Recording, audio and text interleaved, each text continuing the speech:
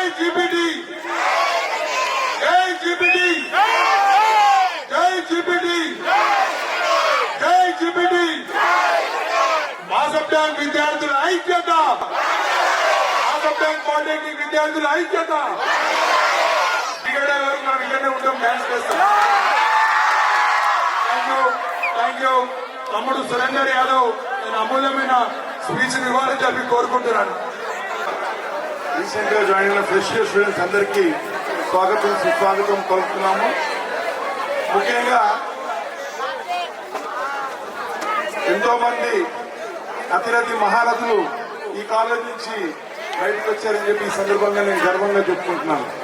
అందులో 89 నుంచి 93 వరకు కంటిన్యూస్ గా joint secretary, general secretary, vice president గా ఎన్నికైన వ్యక్తిని ఆ అదృష్ట భాగ్యం నా ఒక్కరికే కలిగింది.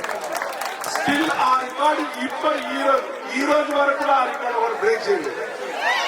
నాకున్న ఘనత, నాకున్న అదృష్టం, నాకున్న మా ఫస్ట్ ఇయర్ లో జాయింట్ సెక్రటరీ, సెకండ్ ఇయర్ లో వైస్ ప్రెసిడెంట్, థర్డ్ ఇయర్ లో కాలేజ్ భవిష్యత్తు కోసం నేను ప్రెసిడెంట్ కాంటెస్ట్ చేయకుండా జనరల్ సెక్రటరీ కాంటెస్ట్ చేసి 3 సంవత్సరాలు కంటిన్యూగా కాలేజ్ ఎలక్షన్ బాడీలో నేను గెలవడం జరిగింది.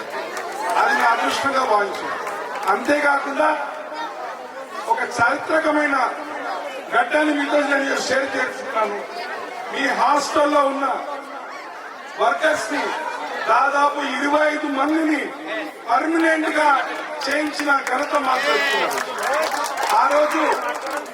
ఆ రోజు కాంగ్రెస్ ప్రభుత్వం ఉండే, ఆ రోజు పెద్దలు పూజ్యులు గౌరవనీయులు శ్రీ పి జనార్దన్ రెడ్డి గారు మనకు లేబర్ మినిస్టర్ గా ఉండే.